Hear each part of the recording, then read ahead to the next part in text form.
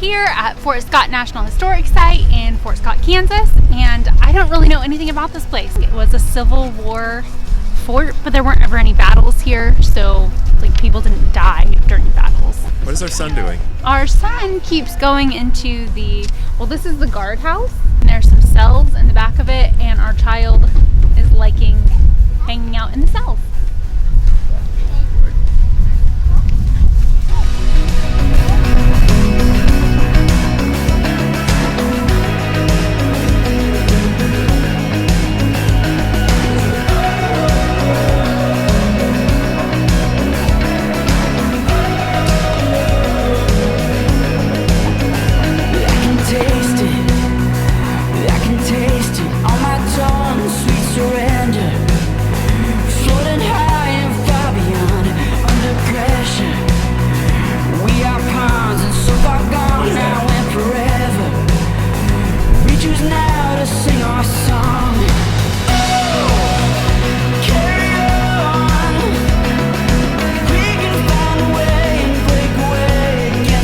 I just learned more. This fort was actually originally established to help protect the territory that was intended to be Native Americans only, where no white settlers were going to be allowed. So earlier I said that this was a Civil War fort, but actually the only war that troops from this fort were sent into was the Mexican-American War that happened in the 1840s. Troops from this fort were also sent to protect settlers on both the Santa Fe and the Oregon trails. This fort was eventually abandoned in the 1850s. Time's a wasting.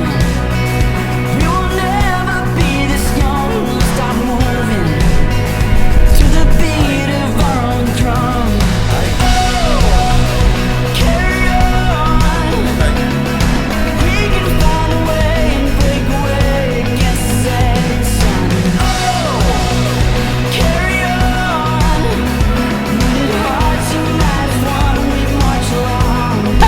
So the fort was abandoned in 1853, and in 1855 the fort was sold and it became the town of Fort Scott, which is where we are now. Then over the years between 1855 and 1861, troops would return to the fort periodically to help deal with some of the struggles and outbreaks of violence that were occurring due to the fight over slavery. Ultimately, this fort became important for the Union during the Civil War, as it was a place where they could store and gather supplies. What other forts have we been to? Let's see, we've been to that fort that is either in North Dakota or Montana. It's like on the border, so it's, I don't know, that one was okay. I actually think this fort is really good.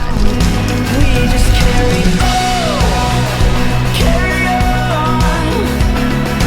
We can find a way and break. This informational sign over here is talking about the architecture here at the fort.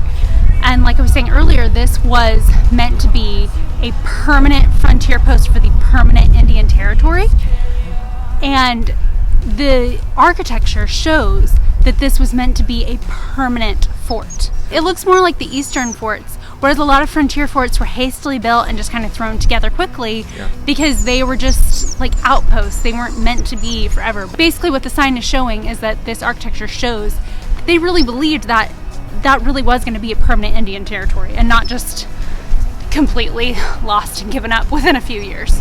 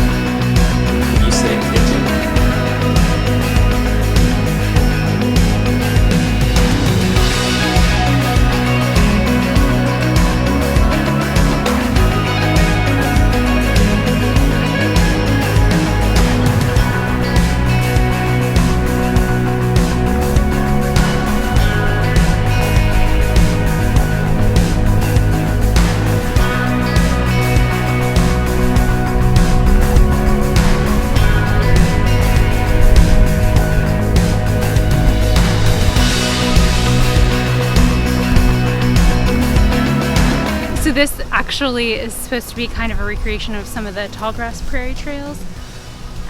Tallgrass Prairie is actually another place that we want to go visit if we can manage to get over there on a decent weather day.